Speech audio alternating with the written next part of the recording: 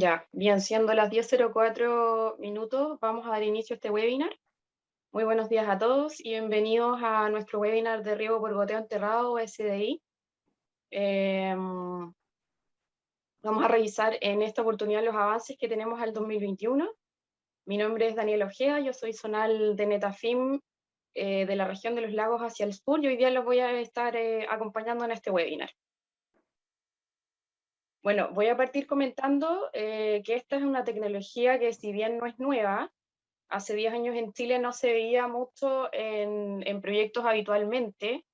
Solamente los últimos 3 años ha habido un aumento en la demanda por la instalación de este sistema, y al día de hoy, como Netafim, tenemos instaladas ya más de 600 hectáreas a nivel de Chile de riego enterrado en diferentes cultivos como lo son la alfalfa, el maíz, los almendros, uva de mesa, vid vinífera y avellanos, entre otros. Los beneficios en realidad del riego por goteo enterrado son varios. Por ejemplo, mejoran la distribución del agua y los fertilizantes en el suelo, facilitan la mano de obra y la mecanización en los frutales, disminuye la incidencia de malezas y la pérdida de agua por evapotranspiración. En el fondo es una tecnología que nos permite optimizar el recurso más importante de nuestro planeta, que es el agua, ¿cierto? Así que esperamos que este webinar sea de utilidad para todos los que están planificando proyectos futuros y también para los que quieren realizar mejoras en sus actuales proyectos, ¿cierto? Bueno, la dinámica un poco de este webinar va a ser que al final de las presentaciones vamos a dejar un espacio de 10 minutos para responder las preguntas, las cuales pueden ir ustedes escribiendo desde ya en la sección que les aparece en su pantalla de Questions and Answers o preguntas y respuestas, y van a ser leídas por Pablo. Bueno, la primera presentación de la mañana corresponde a productos, operación y mantención del sistema SDI, y va a estar a cargo de Andrés Boessier. Andrés es ingeniero agrónomo, cuenta con más de 20 años de experiencia en riego y en los últimos 14 años se ha dedicado a Netafim, desarrollando su carrera en diferentes áreas de trabajo, y actualmente se encuentra como gerente técnico y de productos en Netafim Chile. Bienvenido, Andrés. El Gracias, Daniela. escenario es todo tuyo. La pantalla. La pantalla. La pantalla es mía. Ok. Ok. Un segundo.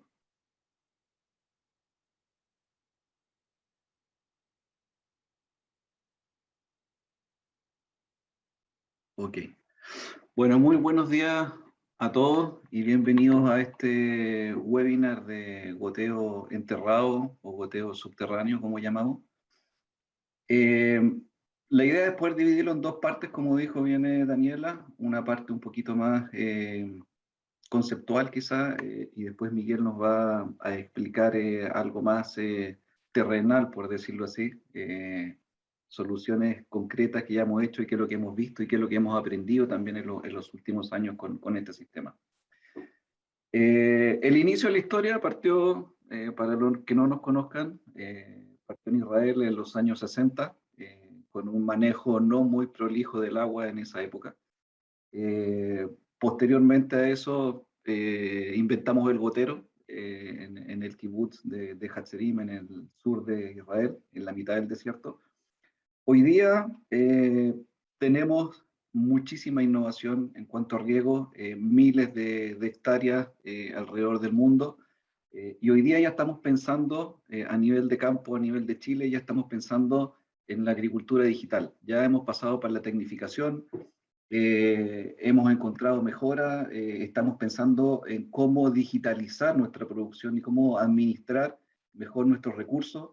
Y todo esto debido principalmente a dos factores. Uno, la necesidad de producir más alimentos y la necesidad de utilizar de mejor forma el agua. Y al utilizar de mejor forma el agua, implícitamente hablamos de los fertilizantes, ¿cierto? Y lo que queremos es producir más de mejor calidad utilizando menos recursos naturales. Y esto no significa, obviamente, pensar y tomar decisiones estratégicas de qué es lo que queremos hacer y a dónde queremos llegar con nuestra producción y con nuestro campo y con nuestros recursos, que son limitados y nos van a obligar a hacer inversiones con resultados un poco inciertos. Ahora, si pensamos que la materia prima de todo esto que estamos hablando es el agua, como riego y como componente de nuestras frutas y de nuestros productos agrícolas, y ponemos sobre la mesa tendencias que tenemos hoy día como el costo de la mano de obra, la escasez de agua, la calidad del agua que estamos utilizando para nuestro sistema, nos obliga a repensar nuevamente qué es lo que queremos hacer, cómo vamos a manejar nuestro sistema, cómo vamos a diseñar nuestros manejos culturales, protección a nuestros sistemas, etc. Y una forma que ha tomado mucha fuerza en los últimos años es el riego por goteo subterráneo. RGS, como llamamos en español, SDI por sus siglas en inglés. Y es algo, una tecnología, yo no diría nueva, es algo que lleva muchos años desarrollándose, desde Israel hacia todo el mundo, incluyendo Chile, como dijo Daniela, con ya muchísimas hectáreas trabajando en Chile. ¿Y qué es lo que es básicamente el goteo subterráneo? ¿O cómo lo definimos? Y como respuesta podríamos decir que es básicamente tomar el sistema superficial y poner las líneas de goteo y poner los goteros directamente hacia las raíces y poder suministrar esa agua y poder suministrar los fertilizantes directos a las raíces. Esto ya nos marca un poco la posición, que posteriormente vamos a entender un poco mejor, pero nos va a marcar la posición de dónde debemos poner los goteros dentro del suelo con respecto a las plantas y con respecto a las raíces, y cómo los debemos utilizar. Primero, hay que entender que esto no es una moda, esto es una solución para ciertas condiciones, por lo tanto debemos tener una justificación para pensar en utilizar un riego por goteo subterráneo. No es un sistema idéntico al sistema superficial, tiene muchas condiciones y muchos elementos comunes con un riego superficial, pero tiene algunos requisitos específicos como tuberías colectoras, como velocidades específicas que ya vamos a ir entendiendo un poquito más. La primera división que hacemos un poco es si vamos a enterrar la manguera, ¿qué tanto las enterramos? ¿Las vamos a poner superficiales o las vamos a poner muy profundas? Siempre cuando una manguera esté tapada, vamos a pasar a hacer un riego subterráneo. Siempre que tenga tierra o suelo sobre la tubería y los goteros queden insertos en el suelo, debemos tener ciertas precauciones porque ya estamos trabajando como un sistema de riego subterráneo. Y aquí es donde empiezan las preguntas, y creo que es como parte de la agenda quizás del seminario y las cosas que queremos conversar y intentar de responder a ustedes. ¿Qué beneficios tiene? ¿Qué recomendaciones tiene un sistema de riego subterráneo? ¿Cómo lo podemos manejar? Recomendaciones especiales, calidades de agua, etcétera. Cuando uno habla, o cuando hablamos en general de riego subterráneo, se nos vienen un montón de preguntas y a medida que empezamos a conversar van a seguir saliendo. Otra vez, esta es la agenda un poco del webinar. Cualquier pregunta, siéntanse libres de hacerla. Intentaremos responderle de la mejor forma al final de las presentaciones. Beneficios, que lo hemos conversado muchísimas veces. Obviamente esto apunta a tener un mejor rendimiento y una muy buena calidad de la producción. Todo esto enfocado a la uniformidad que vamos a poder lograr con un buen sistema de riego y con un buen diseño del sistema de riego. Ahorros de energía vamos a considerar por parte de los goteros, ya que vamos a poder trabajar con menores presiones y con alta uniformidad, ¿cierto? Eso nos va a llevar también a un ahorro de agua utilizando un conjunto de sistemas. Un sistema de riego es una batería de componentes, no estamos hablando solamente de goteros, no estamos hablando solamente de filtración o tuberías, es un sistema, es como un equipo de fútbol. Si alguno de ellos no trabaja bien o no juega bien el partido, el resultado probablemente no va a ser el mejor. Y esto apunta a eso, a tener un conjunto de soluciones que nos ayude a tener un resultado óptimo. ¿Cuándo utilizar un sistema de riego subterráneo? Primero, algunas condiciones básicas, obviamente la tierra o el campo. Se recomienda tener un campo que sea propio, no un campo arrendado para hacer una inversión que a lo mejor no vamos a poder sacar el provecho total del tiempo, puede que no sea muy rentable en el largo plazo. El tamaño del campo nos va a influir porque nos va a golpear directamente en el ahorro de costos. Mientras más grande sea el campo, más notorio van a ser la reducción de costos que nosotros vamos a tener por el proyecto. Los costos de mano de obra y la escasez de la mano de obra, que es un gran tema que tenemos hoy día en Chile, de norte a sur, esto nos va a ayudar directamente porque a nivel de sistema de riego se nos va a reducir la cantidad de trabajo con respecto a la mano de obra que vamos a tener. Independiente, si automatizamos full el sistema de riego, que de hecho debería ser lo más completo posible, pero nos va a generar una gran disminución en base a estos costos.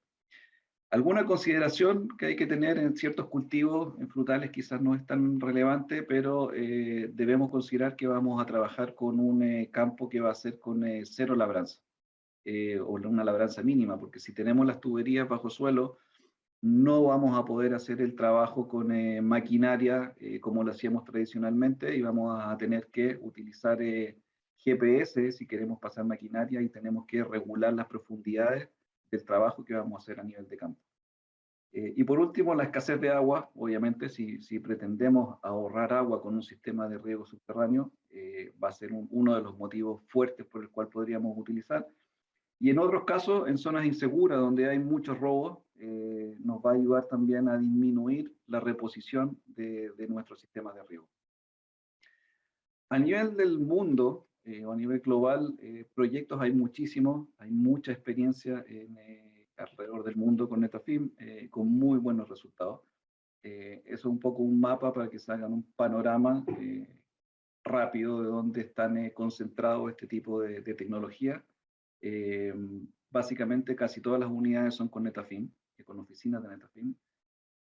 Y otra vez los resultados, hemos tenido muchísimos casos de éxito que si quieren posteriormente los podemos compartir y podemos obtener mayor información de alguna condición especial. Ventajas, ¿qué ventajas podemos tener con un sistema así? Lo dividimos en 4 áreas. Lo vamos a dividir en el área agronómica, ecológica, la técnica y la comercial. Son las 4 partes principales donde apuntamos a tener mejoras con un sistema de goteo subterráneo. En la parte, por el lado agronómico, a nivel de campo, vamos a tener, o podríamos llegar a tener, una mayor eficiencia en la fertilización y en el uso del agua. Vamos a mantener la superficie seca y vamos a reducir las enfermedades a nivel de cuello de las plantas. ¿Por qué? Básicamente, al enterrar los goteros y ponerlos lo más cercano posible a las raíces activas, ¿cierto? Podemos y regamos de buena forma con un sistema o con una tecnología que nos permita monitorear dónde tenemos el agua, nos va a permitir generar bulbos o manejar el agua en bulbos donde están las raíces activas. No perder agua por lixiviación ni perder agua por evaporación a nivel superficial. Por lo tanto, vamos a optar por ahorros del agua y obviamente de fertilizante que va en conjunto del agua. Por el lado ecológico, ¿cierto? Vamos a tener o podríamos tener una reducción del uso de herbicidas, ya que al tener menos suelo mojado vamos a tener menos malezas a nivel de superficie y vamos a reducir la evaporación del agua. Por lo tanto, otra vez también vamos a tener un ahorro o una mayor eficiencia en el uso del agua. Por el lado técnico, vamos a tener una reducción del daño mecánico en los equipos de riego, ¿cierto? La reposición se nos va a disminuir, los costos de mano de obra por revisión de los sistemas, por mantenimiento de los sistemas, va a ser muchísimo menor, ya que gran parte, por no decir todo, la caseta va a quedar obviamente superficial, pero casi todo el sistema de riego va a estar bajo suelo. Por lo tanto, vamos a tener también menor influencia de roedores, animales, etcétera.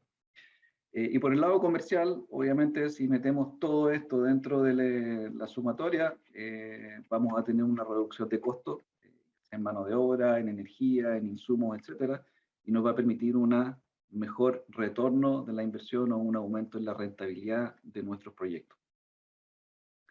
Ahora, ¿qué soluciones a nivel de producto podríamos tener con estos sistemas? Primero, lo que buscamos como Netafim, independiente si estamos hablando de un sistema superficial o un sistema subterráneo, Lo que queremos tener es un sistema de riego, primero que sea asequible, algo, si no lo pueden comprar los agricultores por el alto valor o el alto costo que podemos generar por los sistemas, obviamente no vamos a poder masificar la tecnología. Que sea confiable y que los productos sean productos que cumplan lo que dicen y productos de última generación que nos sean capaces de entregar todas las ventajas que nosotros estamos diciendo. Y por último, que sean sistemas fáciles de usar. Hoy día sabemos que la gente que opera los sistemas de riego muchas veces tiene algunos requerimientos o necesita aprender o capacitaciones un poco más extensas. Lo que queremos hacer es que los productos no queden botados en el campo, que sean sencillos de utilizar, que sean entendibles y que tengan un soporte para que los sistemas duren un tiempo prolongado y el retorno de esta inversión sea la que nosotros esperamos. A nivel de gotero, quizás voy a mostrar rápidamente algunos componentes relevantes del sistema partiendo desde el campo hacia atrás. A nivel de gotero, y una de las primeras preguntas que tenemos es ¿qué manguera utilizamos? ¿Qué tubería ponemos en el campo? Y cuando analizamos las tuberías de goteo, o las líneas de goteo, el primer tema es el espesor de las paredes. Y ya empezamos a hablar un poco de dinero. Mientras más gruesa sea el espesor de la pared, más cara va a ser el metro de manguera, por decirlo así, pero también mayor durabilidad va a tener la manguera. Esta es la clasificación que hacemos nosotros como Netafim. La separamos en tuberías de espesores delgados, que van hasta los 0.45 milímetros de espesor, paredes medias y paredes gruesas.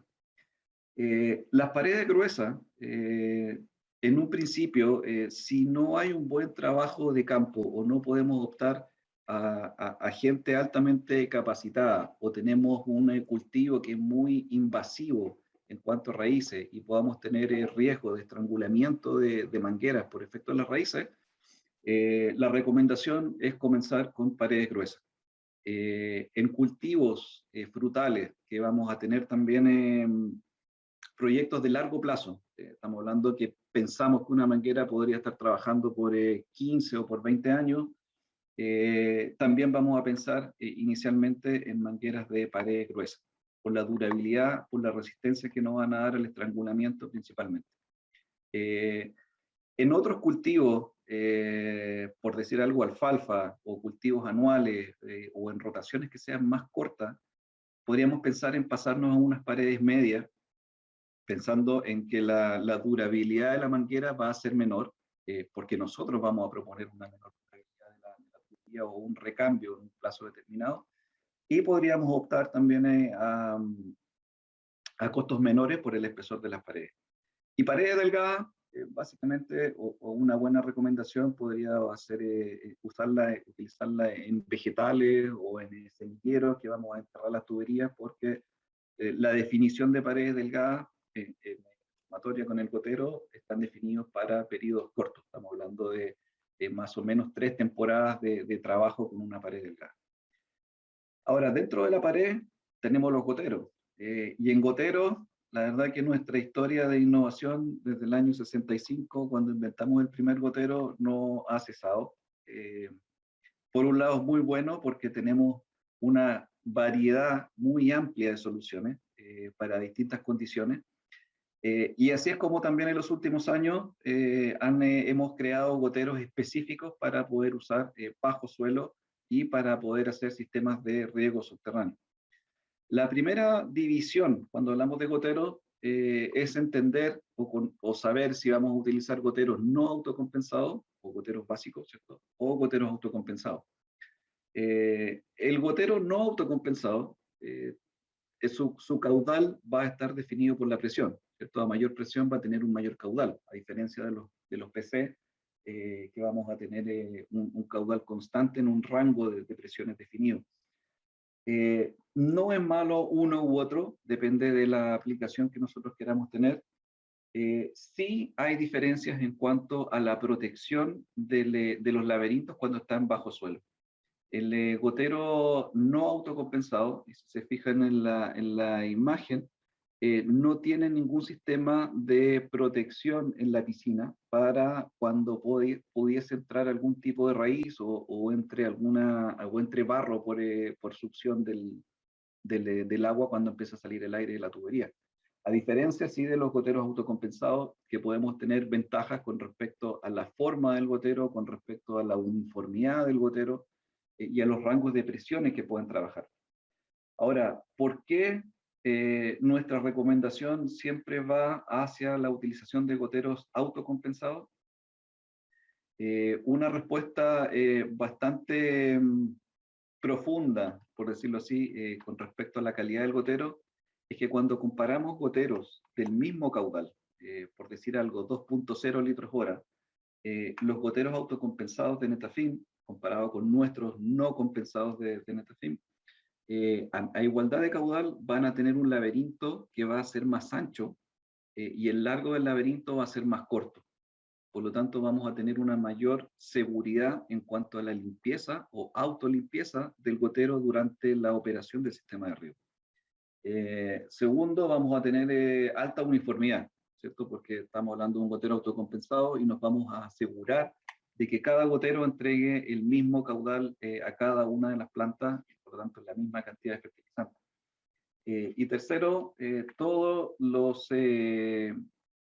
problemas topográficos o diferencias topográficas que podríamos tener en el campo, las podemos subsanar utilizando goteros autocompensados y asegurándonos una altísima uniformidad en todo el sector de riego.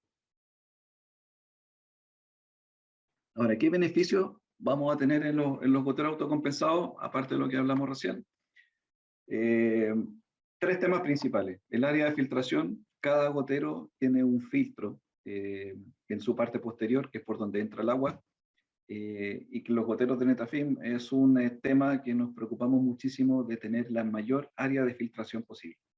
Mientras más grande sea el área de filtración, mayor es la probabilidad de retener partículas fuera del laberinto del gotero. Por lo tanto, tratamos de que el gotero tenga una vida útil lo más larga, posible. Las áreas de paso, ¿cierto? Que es el laberinto propiamente tal del gotero, tienen que ser lo más anchas y altas posible. O sea que el túnel interior que nos queda dentro del gotero puedan pasar partículas de mayor tamaño que en otros goteros del mismo caudal. Y el mecanismo de limpieza, ¿cierto? Que funciona con una ayuda en los goteros autocompensados por efecto de la membrana, es algo que nos va a ayudar a tener una mayor resistencia al taponamiento, que los goteros sean altamente turbulentos junto con estos laberintos anchos y de grandes pasos. Por lo tanto, vamos a tener una mayor uniformidad de agua, una mayor durabilidad de los goteros, ¿cierto? Y un menor costo de mantenimiento y una mayor utilidad de nuestro sistema de riego. Ahora, dentro de lo que existe, ¿qué goteros utilizamos o qué goteros recomendamos? Para la gran mayoría de lo que son frutales o proyectos de muy largo plazo que queramos tener en el campo, donde no vamos a hacer una reposición o un recambio de tubería, nuestra recomendación pasa por la utilización de goteros Uniram. Autocompensados, con grandes superficies de filtración y altamente turbulentos. Existen 5 modelos diferentes en Uniram, que están acá abajo, los RC, antidrenantes, etc. La gran característica que tienen los goteros de Uniram es su área de filtración y sus laberintos rectos. Y el área de filtración, que dije que tratamos de hacerlo lo más grande, la más grande de lo que podemos tener hoy día es este gotero, que llegamos hasta los 150 milímetros cuadrados de área de filtración. Y la gran ventaja que tiene es que es un área de filtración efectiva. Y cuando me refiero a efectiva, es que los 150 milímetros están trabajando como filtro. No solamente como una ranura o como simular un área de filtración, sino que en toda la parte posterior del gotero trabaja la filtración de una forma que nosotros llamamos 3D. Las ranuras del filtro se conectan con unas especies de colectoras laterales, Y esas colectoras laterales llegan a la parte central del gotero, es donde entra finalmente el agua dentro del gotero. Toda esta zona de protección de entrada del gotero, que es la que queda más cercana a la zona central de la tubería, nos va a permitir tener una autolimpieza muy rápida, debido a que la velocidad del agua es muy alta en el centro de la tubería, a diferencia de los bordes. Nos va a permitir tener una mayor soporte frente a la sedimentación de la tubería por el alto del gotero, en caso de que el gotero llegase a quedar boca abajo, ¿cierto? Y nos va a permitir mantener el gotero limpio por el mayor tiempo posible. Ahora, dentro de la familia de Uniram, la recomendación cuando utilizamos bajo suelo es utilizar goteros que nosotros llamamos AS o antisifón. El antisifón es una función adicional del gotero autocompensado que nos permite que el gotero, cuando deja de regar o cuando cerramos la llave y baja la presión, el gotero no haga succión para tener que entrar aire y poder drenar la tubería. Los goteros drenan, no son antidrenantes, no es recomendado utilizar goteros antidrenantes bajo suelo. Debemos eliminar esa agua, pero no debemos succionar, porque en el caso de succionar vamos a taparlo con el ingreso de barro que posteriormente se nos puede solidificar dentro de la piscina del gotero y vamos a terminar tapando el gotero. Y una opción nueva que salió hace algunos años del Uniram, que es lo que estamos utilizando en los actuales proyectos ya hace más o menos 3-4 años, es el Uniram AS XR. Este gotero cumple la misma función que hablamos recién de antisifón, pero además tiene una ventaja de que su tapa está fabricada con el plástico, está incorporado nanopartículas de cobre. Que no se lixivian, que no tienen una durabilidad definida, como una lámina de cobre que sí se puede oxidar en el tiempo y va a perder sus características. Y esta tapa, que es la parte superior, donde directamente podrían llegar las raíces, nos va a permitir eliminar o prevenir el crecimiento de cianobacteriano bacteriano, y nos va a hacer que las raíces paren de crecer en cuanto topan el cobre. Obviamente no previene que entren, podrían virtualmente entrar por la perforación del gotero, pero una vez que entren y topen esta tapa, van a parar de crecer y nos van a mantener nuestro gotero por mayor tiempo trabajando de buena forma. Y segunda opción, para recomendar principalmente para otros tipos de cultivos un poco más cortos, lo utilizamos hoy día mucho en alfalfa, por ejemplo, es el hermano menor de Uniram, que se llama Dripnet. Este gotero también tiene una gran superficie de filtración, toda su parte posterior es un área de filtración, y está disponible, o la recomendación, aparte de la función de solamente PC, es poder ocuparlo con la función también antisifón, para que no succione el barro que va a quedar por fuera del gotero en el suelo. Ahora, hay otros elementos que muchas veces, y también en riegos superficiales, no los miramos con los mejores ojos posibles, pero son realmente relevantes y golpean directamente a la uniformidad del sistema, que también va a pasar cuando enterramos las mangueras. Válvulas de aire o válvulas de control, por ejemplo, que nos permitan cortar el agua y abrir el agua en el punto correcto o en el momento correcto, pero que además nos regulen las presiones. Y al regular la presión, vamos a estar golpeando directamente a la eficiencia energética de nuestros sistemas de riego. Los conectores, que muchas veces decimos un conector es solamente para unir dos puntos de manguera o cambiar de un sistema de tubería a otro sistema. Los conectores son realmente importantes, y aún más en un sistema enterrado. Si seleccionamos mal el conector y nos arriesgamos a tener desacople, el costo de reparar un desacople bajo suelo va a ser muchísimo más alto que a nivel superficial. Vamos a tener que abrir el suelo, sacar las tuberías y cambiar los conectores. Los conectores están definidos por espesores de manguera. Y me atrevería a decir que están definidos también por marca o por compañía. los conectores que nosotros utilizamos van de acuerdo al diámetro interior de la tubería. Y si se quieren asegurar, los que tienen tubería en el campo, conocen el fabricante, vean las fichas técnicas, vean cuánto publican los diámetros interiores de las tuberías, no el exterior, vean el diámetro interior, y chequeen los conectores que están usando. Tienen que ser acordes al diámetro interior de las tuberías. Y no todas las compañías fabricamos los mismos diámetros interiores de manguera. Normalmente hablamos de diámetro de 16 milímetros, el diámetro exterior de 16 milímetros. Y después de eso tenemos que sumarle el espesor y poder llegar al diámetro interior. Y ese tiene que estar acorde con el conector que vamos a utilizar. Y la instalación de los conectores también es un tema importante de cómo los vamos a poner en campo para poder hacer el posterior enterrado de las tuberías, cómo vamos a hacer el traslape de las tuberías, si los goteros quedan desplazados, si la tubería principal la ponemos en el centro del bloque de riego o la ponemos en el cabezal. Tenemos que mantener las curvaturas, como se ve en la imagen, y tenemos que otra vez utilizar los conectores correctos para no volver a abrir nunca más el suelo por algún riesgo o por algún desacople que tuvimos. Las válvulas de aire, por otro lado, se ven muchísimas acá y hay muchísimas más. Todas estas son de Netafim. Las que más utilizamos son dos, no hay que asustarse mucho con esto. Utilizamos válvulas cinéticas y válvulas combinadas, esto es lo que llamamos NAPS-K y NAPS-C. ¿Dónde las utilizamos y dónde debemos utilizarlas en el campo? En un proyecto de riego superficial y con mayor énfasis en un riego subterráneo. Principalmente en los centros de control, cada vez que tenemos una diferencia topográfica en filtraciones, en válvulas de corte, etc. Y nuestra recomendación es la utilización de válvulas combinadas.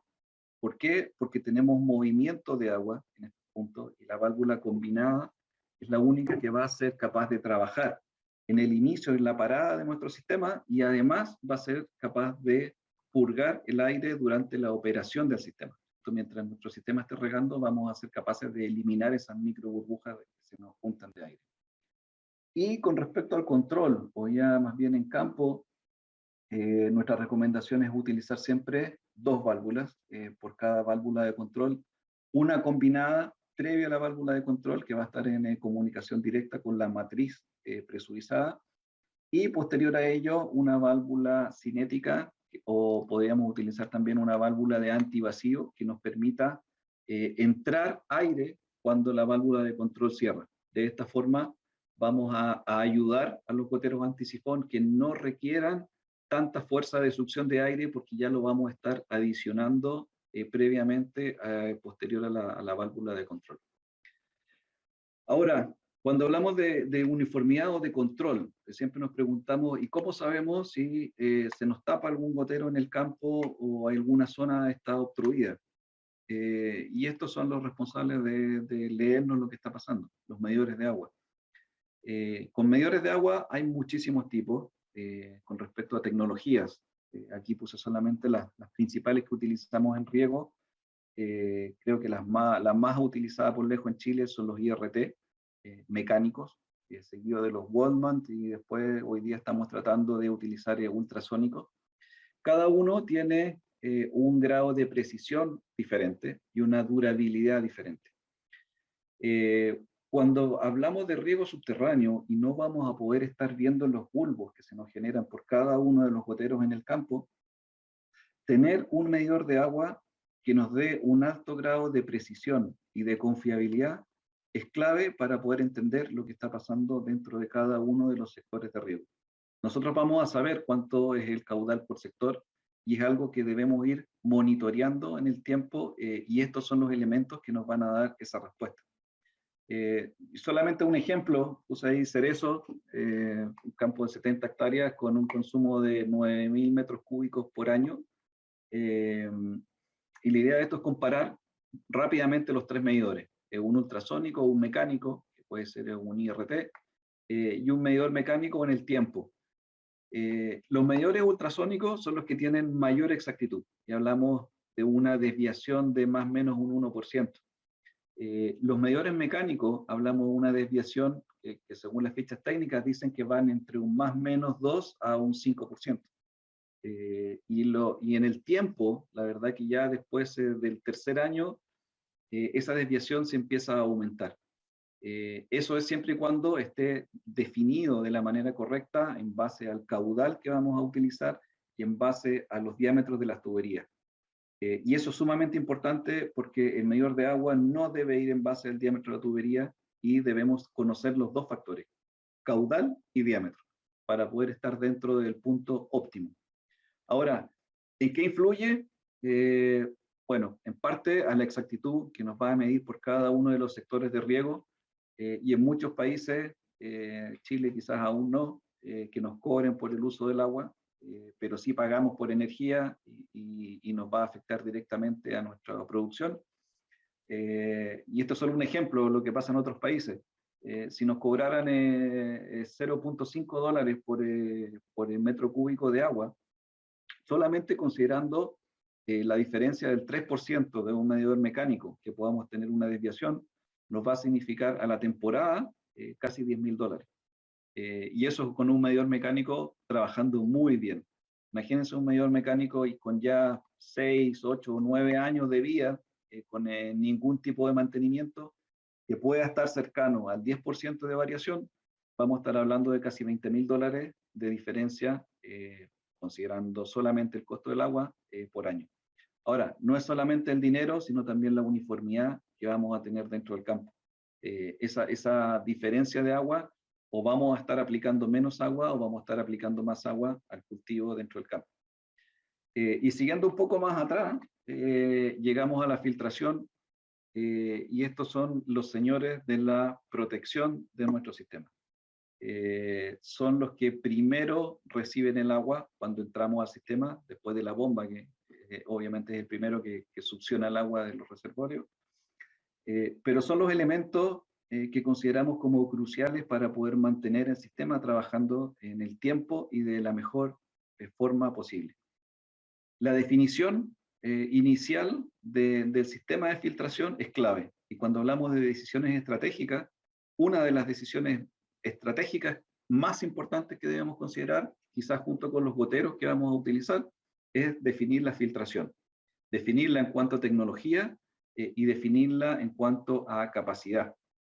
Y cuando hablamos de capacidad, nos metemos en otros dos temas, que los voy a mencionar muy rápidamente, que es lo que es capacidad y eficiencia de filtración. ¿Cierto? La capacidad nos va a marcar cuánto es capaz de retener un filtro, ¿cierto?, de partículas, y la eficiencia es cómo las va a retener, qué porcentaje de esto vamos a mantener dentro del filtro. Y cuando queremos definir uno, ¿en cuál nos fijamos? ¿En la eficiencia o en la capacidad? Y la verdad es que ahí es donde tenemos que buscar el punto óptimo de los dos conceptos. No es uno u otro, sino debemos entender que el filtro es el que nos va a reducir nuestros tiempos de mantenimiento o los tiempos muertos. Por lo tanto, mientras más tiempo continuo trabaje un equipo de filtración y mientras más partículas sea capaz de eliminar de nuestro sistema de riego, mayor seguridad nos va a dar a nuestro gotero. Y dentro de esto lo separamos en dos tecnologías, en filtración superficial y filtración en profundidad. La filtración superficial, no quiero decir que es mala, pero tiene una eficiencia bastante menor que las otras dos, y llegamos hasta un 65% de eficiencia con respecto a los filtros de malla. Versus que en la filtración en profundidad, en los filtros de anilla, podemos llegar más o menos hasta un 87% y un 93% en la filtración de grava. Eso no quiere decir que las gravas sean mejor que las anillas y las anillas mejor que las mallas.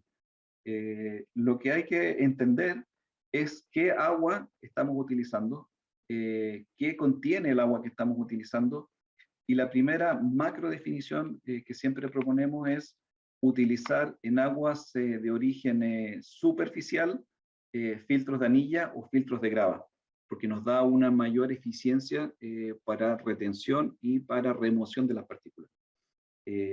Mientras que si utilizamos agua de pozo, que la probabilidad mayor es que contengan arena, nuestra primera recomendación va a ser la utilización de filtros de malla o filtros superficiales. Y todo esto, obviamente, como dijimos al principio, una muy importante recomendación es que sea acompañado de un sistema de control que nos permita administrar y gestionar nuestros recursos de agua, de fertilizantes, y tener registros de qué es lo que está pasando en cada uno de los sectores y cómo estamos entregando el agua a cada una de las plantas. Ahora, ¿por qué todo esto es tan importante? Yo creo que ustedes tienen la respuesta mucho mejor que yo. Primero, la eficiencia del uso de los recursos, es clave, cómo utilizamos el agua, la energía y los fertilizantes. Debemos regar la planta y no el suelo. La relación de planta, agua, suelo, y otra vez entramos en dónde ponemos el gotero, qué tan lejos de las raíces, cuántos goteros, qué caudales, etcétera. Pasa un poco en esta relación, que ya lo vamos a conversar con Miguel posteriormente. Y obviamente pensar en qué es lo que está pasando en futuro. Nuestro negocio agrícola, cómo lo mejoramos, cómo incrementamos la calidad y cómo llegamos mejores a ciertos mercados. Ahora, con respecto a los sistemas, y esto es pensado en sistemas enterrados, pero también aplicable a sistemas superficiales. Esa es nuestra materia prima en Chile, en muchos casos. En otros casos puede ser un poquito más favorable, pero yo creo que muchos han visto condiciones así, otros tantos han visto condiciones mucho peores que estas imágenes. Esa es agua de riego, y agua de riego que llega a los filtros. Los filtros no son mágicos, los filtros están diseñados para remover una cierta cantidad y cierto tamaño de partículas del agua. Las aguas debemos tratarlas previamente y a los equipos de riego debemos entregar una agua con una calidad mínima. Cuando vemos el agua como materia prima, independiente de la fuente que sea, ¿cierto? Que podemos hablar de ríos, canales, pozos, etcétera. Siempre vamos a encontrar estas tres componentes, ¿cierto? Organismos vivos, sólidos en suspensión, en mayor o menor grado, dependiendo de dónde venga el agua, y vamos a tener minerales disueltos. No todos estos componentes nos van a generar daño, dependiendo de cómo los encontremos dentro del agua y las concentraciones que tengan dentro del agua. Y ahí es donde empezamos con un tema un poquito más subjetivo. Y siempre preguntamos, ¿y cómo es el agua de tu campo? ¿Cómo la podemos clasificar? ¿Buena, mala, muy mala, etcétera? En general la gente siempre dice, no, el agua es buena. Es cafecita, pero se ve bien. Y una definición rápida que podríamos mostrar y que es algo que utilizamos también frecuentemente como definición de las calidades del agua, y es algo fácil de hacer a nivel de campo, es ver la cantidad de sólido en suspensión dentro del agua. Y podemos hacer una rápida clasificación de aguas malas, por ejemplo, con calidades que puedan ir, o sea, con cantidades que van entre los 100 y los 150 partes por millón de sólidos en suspensión. Y eso es muy fácil de encontrar en las aguas que tenemos nosotros disponibles en Chile. Por lo tanto, mi opinión es que cuando alguien dice agua buena en Chile, solamente podría pensar en un agua de pozo que tiene muy bajo contenido de arena y que va directo del pozo hacia nuestro sistema de filtración sin pasar por un acopio superficial. Eso quizás podríamos clasificar como agua buena. El resto de las aguas que tenemos de origen, que vienen originalmente de ríos o canales, la verdad que tienen un alto contenido de sólido en suspensión, y que nosotros realmente no vemos a simple vista. Ahora, la recomendación también siempre es poder hacer análisis de agua y poder entender qué es lo que hay dentro del agua. ¿Qué sólidos hay? ¿Cuáles son los tamaños de los sólidos que tenemos? ¿Cierto? Teniendo una granulometría específica de lo que tenemos, la turbidez, si es que tenemos arena, etcétera. Saber qué es lo que tenemos en nuestra agua, que estamos utilizando como materia prima, y en distintas partes del año. El agua no es siempre igual. El agua puede cambiar por cada mes, puede cambiar por cada semana, incluso puede cambiar de un día a otro, los componentes que podemos encontrar dentro de ella. Y en base a esto nos va a generar, en base a esta calidad del agua, nos va a generar un plan de mantenimiento preventivo. que nos va a generar un plan, ya sea diario, semanal, mensual, etc. Pero va a ir en base a la calidad del agua. Lo primero, cuando partimos con un sistema nuevo, ¿cierto? 0 kilómetros, debemos hacer un lavado perfecto, ¿cierto? Lavar, hacer un arrastre de todos los materiales que hayan quedado dentro de la instalación del sistema, verificar los flujos, verificar caudales, presiones, etcétera, medir goteros, aforar, etcétera. Debemos verificar que lo que está instalado sea exactamente lo mismo que está en el proyecto, en el papel inicial. Y segundo, partir monitoreando todos los datos con equipos que nos den una cierta seguridad, con manómetros, con pipetas, con caudalímetros, etc. Y asegurarnos en el tiempo de que esos elementos se calibren o se vayan reemplazando para poder tener la certeza de que lo que estamos midiendo es lo que realmente está saliendo por el sistema. Y solo a nivel de ejemplo, un plan preventivo de mantenimiento, esto es aplicable a gran cantidad de campos, hay muchos que van a cambiar dependiendo de la calidad del agua, dependiendo de los tiempos de riego, dependiendo de los bloques, etc. Pero hay mantenimientos que son anuales, mensuales, semanales y diarios. Y hay que hacerlo. Es importantísimo tener algo definido y que se cumpla en el campo. Es la única forma de poder hacer que nuestros equipos realmente entreguen lo que nosotros definimos desde el día cero. Si no hay un plan de mantenimiento preventivo y si es que no se cumple, no lo tenemos escrito, difícilmente vamos a poder obtener los beneficios en el largo plazo de nuestros proyectos. Ahora, a grandes rasgos, algunas acciones del mantenimiento preventivo. Uno, filtración.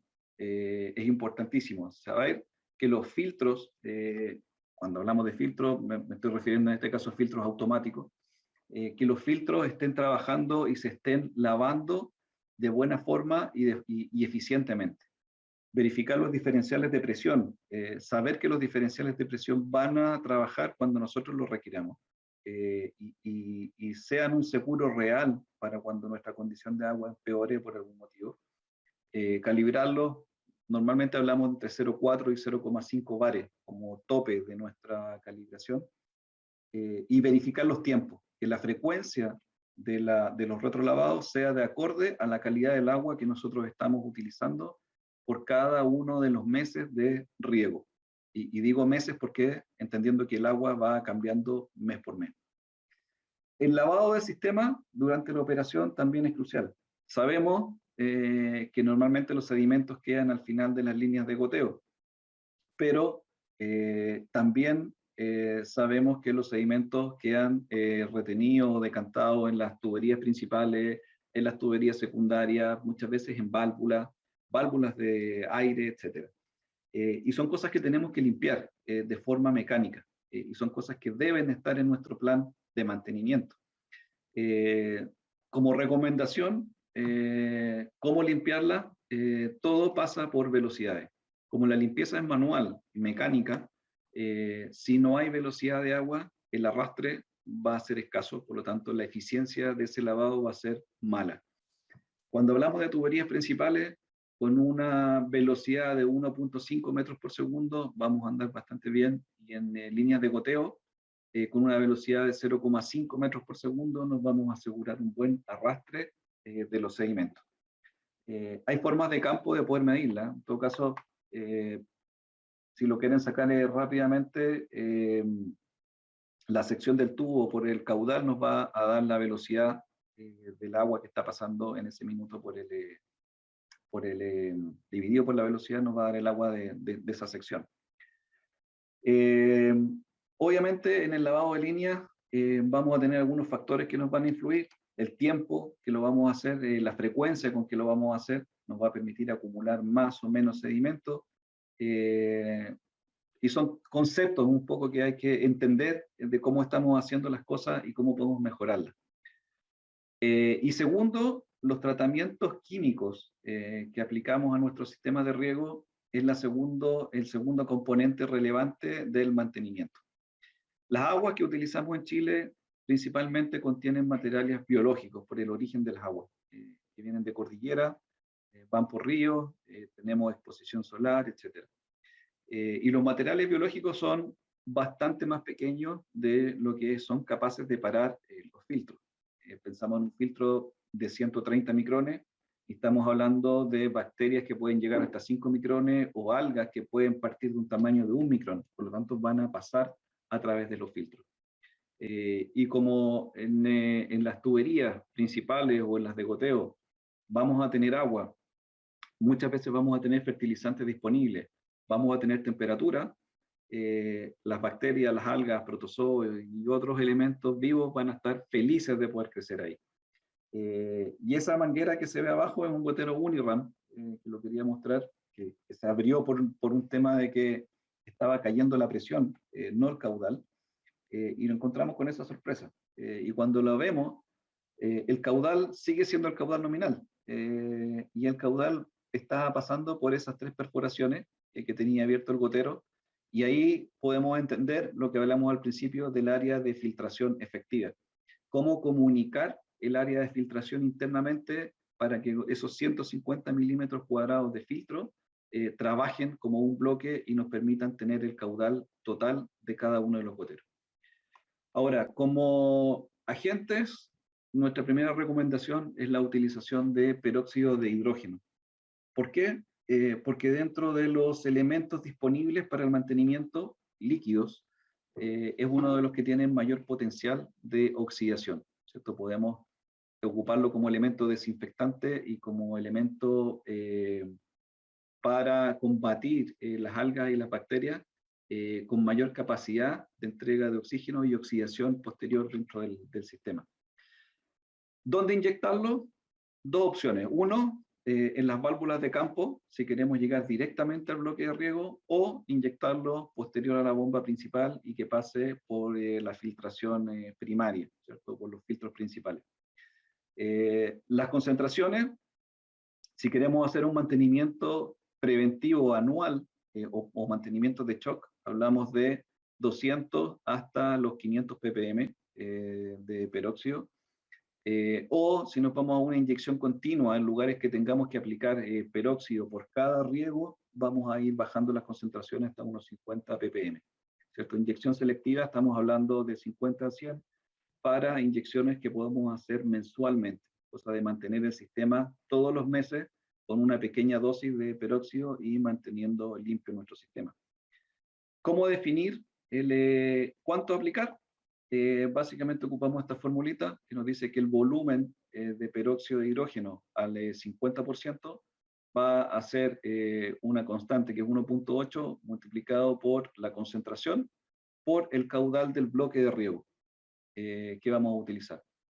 Esto lo vamos a inyectar durante 45 minutos en la caseta, y posterior a eso, esa última gota de peróxido tiene que llegar a salir por el último gotero de nuestro sistema. Por lo tanto, debemos conocer de atrás para adelante cuánto tiempo se demora una gota desde que entra a la tubería de gotero hasta salir por el último gotero, ¿cierto? Que lo tenemos tabulado dependiendo del espaciamiento de gotero, dependiendo del caudal de los goteros y dependiendo del diámetro de cada una de las líneas de riego. Sabemos exactamente cuántos minutos va a estar esa gota desde el principio hasta el final. Y es necesario sumar el tiempo que se demora esa gota desde que llega a esa línea de gotero hasta el punto de la inyección, que lo podemos calcular básicamente por la velocidad del agua dentro de nuestro sistema de riego. El cloro, segunda opción para mantenimiento, es un poquito más riesgoso en cuanto al químico, digamos, porque el cloro cuando cae al suelo sigue como cloruro. El agua oxigenada se descompone en agua y oxígeno, por lo tanto es bastante más inocuo. Y segundo, el cloro es capaz también, si lo aplicamos en malas concentraciones o de mala forma, o no lavamos nuestro sistema rápidamente después de la aplicación, podría llegar a dañarnos los diafragmas de los goteros o los diafragmas de las válvulas de control o las válvulas de aire. Y en el caso de tener problemas de salinidad, la recomendación es la utilización de ácidos. Ácidos sulfúrico, ácido clorhídrico, nítrico, etc., a una concentración del 0.6%. Lo que tenemos que tratar de llegar es a llegar hasta el final de las líneas de gotero con un pH 3 por al menos 3 minutos. Y posterior a eso, hacer un lavado completo del sistema. En el caso del cloro y en el caso del ácido, no recomendamos mantener de un día para otro los productos dentro del sistema porque van a empezar a generarnos problemas, principalmente en los diafragmas y todos los elementos de goma. Y por último, la prevención de raíces en los goteros en los sistemas de riego subterráneo es un tema bastante relevante. Y la única opción recomendada para esto es el uso de herbicidas bajo suelo. Ahora, ¿cómo lo usamos o cuándo lo usamos?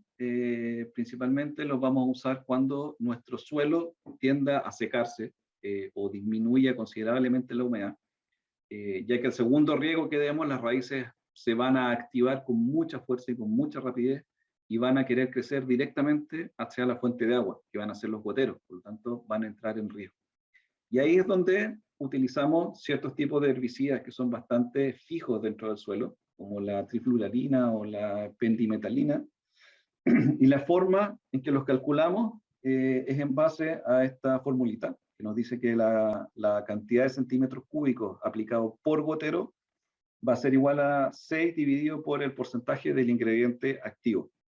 En este caso, por ejemplo, Treflan al 48%, ponemos 6 dividido por 48, nos va a dar que requerimos 0.125 centímetros cúbicos por gotero. Es decir, en nuestra inyección o nuestra solución que vamos a preparar, vamos a ir calculando 1 litro de Treflan, del componente, para 8.000 goteros dentro del sistema de goteo. Ahora, ¿cuántas veces lo vamos a hacer? Recomendaciones, va a pasar entre 1 o 2 aplicaciones anuales de herbicidas dependiendo del sistema que vamos a aplicar. En el caso de los frutales o árboles perennes, la recomendación es 2 veces por año. El primer tratamiento en el primer tercio de la temporada de riego o después del primer riego, si es que tuvimos un periodo seco durante el periodo estival, no regamos frecuentemente. Y el segundo tratamiento va a ser en el minuto en que los riegos empiecen a disminuir su volumen y su frecuencia. En ese minuto las raíces van a tender a activarse y va a ser el momento de volver a aplicar un herbicida para mantener fuera de los goteros.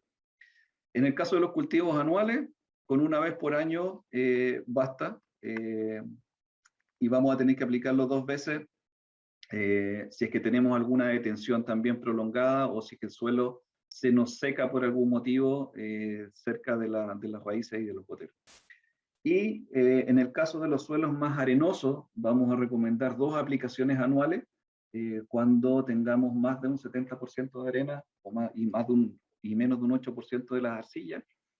Pero en este caso lo dividimos en 2 aplicaciones, a la mitad de las concentraciones que hablamos previamente y separadas por 2 semanas. ¿Por qué? Porque el movimiento de agua en el suelo va a ser muchísimo más rápido y vamos a tener mayor lixiviación en las arenas con respecto a un suelo más bien pesado. Y solamente como un esquema, mostrar un esquema de inyección aplicado para peróxido. Primero presurizamos el sistema, ¿cierto? Una vez que ya el sistema está completamente presurizado, registramos caudales, registramos presiones, hacemos nuestra inyección entre 30 a 45 minutos máximo, calculamos los tiempos de avance, la sumatoria en que se demora el agua dentro de las tuberías de distribución más las tuberías de goteo, luego paramos nuestro sistema, lo dejamos hasta el día siguiente, volvemos a lavar el sistema con agua fresca, sin inyección de ningún tipo de químico ni fertilizante, y posteriormente chequeamos nuevamente nuestros caudales y registramos lo que pasó con la aplicación. Y por último, dentro del plan de mantenimiento, importantísimo, los registros. Tener información de qué es lo que está pasando, tener un reporte previo de nuestro sistema, saber qué es lo que tenemos, saber cuál es nuestro caudales, cuáles son nuestras presiones, tener identificado completamente nuestros equipos de riego y también tener un plan de aplicaciones. tener un plan de chequeos de presiones, de caudales, un registro de aplicaciones con sus concentraciones, con los resultados, etc. Y es sumamente relevante porque pasa muchísimo cuando uno va al campo y pregunta, bueno, ¿qué es lo que hicieron con respecto a mantenimiento? Y la respuesta, bueno, aplicamos peróxido. Ok, ¿cuánto? ¿Cuándo? Y nunca hay una respuesta clara. Y es importante tener en un registro en papel, tener toda la información. Y esto es parte de algunas de las soluciones que hoy día tenemos como Netafim y a lo que nos dedicamos de corazón, por decirlo así, ¿cierto? A combatir la escasez de agua, tierra y de alimentos que tenemos hoy día en Chile y en el mundo. Muchas gracias por la escucha y la paciencia. Muchas gracias, Andrés. Muy interesante tu presentación.